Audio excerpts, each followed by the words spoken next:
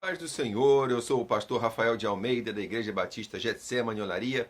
Essa é a segunda de uma série de 3 mensagens sobre Gideão. Você vai encontrar as outras duas no canal da nossa igreja no YouTube, Getsemane Olaria, ou na nossa página do Facebook. Nós temos 3 desafios durante essa pandemia. O primeiro é preservar a nossa saúde e a saúde dos nossos entes queridos.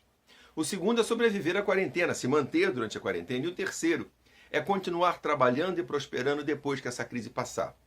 É sobre esse terceiro desafio que eu estou falando. Eu quero ler com vocês o mesmo texto da última mensagem. Juízes 6, de 11 a 15. Então o anjo do Senhor veio e sentou-se debaixo de um carvalho que havia perto do povoado de Ofra. Esse carvalho pertencia a Joás, que era da família de Abiezer. O seu filho Gideão estava malhando trigo no tanque de pisar uvas, escondido para que os israelitas não o encontrassem. Então o anjo do Senhor apareceu a ele e disse: Você é corajoso, o Senhor está com você. Gideão respondeu: Se o Senhor está com o nosso povo, por que está acontecendo tudo isso com a gente? Onde estão aquelas coisas maravilhosas que os nossos antepassados nos contaram, que o Senhor costumava fazer quando nos trouxe do Egito? Ele nos abandonou e nos entregou aos midianitas. Então o Senhor Deus ordenou a Gideão: Vá com toda a sua força e livre o povo de Israel dos midianitas. Sou eu quem está mandando que você vá. A situação era terrível. Todos os anos os midianitas vinham do deserto com uma nuvem de gafanhotos, saqueando a terra, levando todos os rebanhos e todas as colheitas. A maioria dos israelitas se contentava em fugir com alguns suprimentos para as montanhas e tentar sobreviver até essa crise passar. Gideão queria mais que sobreviver. Nós vivemos em um país muito abençoado. Nós temos até 3 colheitas por ano. A maioria dos países não é assim. O normal é ter apenas uma colheita. Em Israel, a colheita do trigo acontecia entre os meses de maio e junho, e a colheita das uvas entre os meses de agosto e setembro. Uma vez que o trigo é colhido, é preciso separar as espigas da palha, do caule.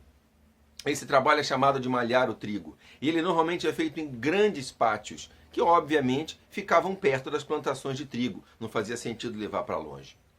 Da mesma forma, era preciso, depois de colher as uvas, esmagar os cachos para fazer o vinho, e isso era feito nos lagares. E os lagares também ficavam perto das plantações de uva. Então, o que Gideão percebeu? Estava todo mundo pensando em trigo na época de trigo. Os midianitas iriam para os campos de trigo e prazeiras, onde ele deveria estar sendo malhado. E ele fez justamente o contrário. Ele pegou a sua colheita de trigo escondido e foi malhar o trigo no meio de um lagar, no meio da plantação de uva. E ninguém ia procurar por ele lá, porque as uvas estavam verdes. Fazendo assim, ele estava conseguindo preservar o pouco que ele podia manter, preservar a dignidade da sua família e até prosperar em meio à crise.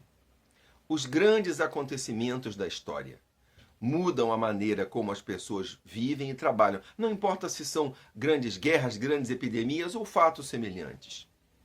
Essas mudanças criam oportunidades, mas também fazem com que algumas profissões e alguns negócios se tornem obsoletos. Então, quem enxerga as oportunidades criadas pela mudança prospera durante as crises.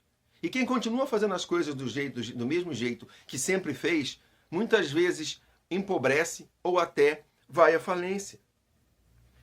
O Covid-19 não vai ser exceção.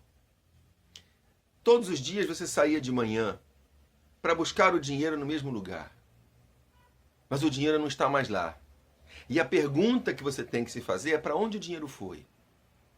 Você aprendeu uma profissão ou desenvolveu um pequeno negócio e as pessoas pagavam pelo seu serviço e agora elas não estão requisitando mais o seu serviço. E você tem que se perguntar: por que serviço elas estão procurando? Quem enxergar essa mudança de mercado, essas novas oportunidades, vai prosperar enquanto outros empobrecem. O problema é que as pessoas não conseguem pensar fora da caixa. Então hoje eu quero te trazer um desafio. Se você viu o teu negócio minguar, se você não vê boas perspectivas para a sua atividade no futuro, começa a olhar para o mercado de trabalho, para os negócios com outros olhos. Existem oportunidades surgindo. Você pode e merece fazer mais do que sobreviver. Deus escolheu Gideão para liderar Israel porque ele era um homem capaz de enxergar essas oportunidades. E eu desafio a você a fazer o mesmo. E nisso o Senhor vai te abençoar. Tenha um ótimo dia.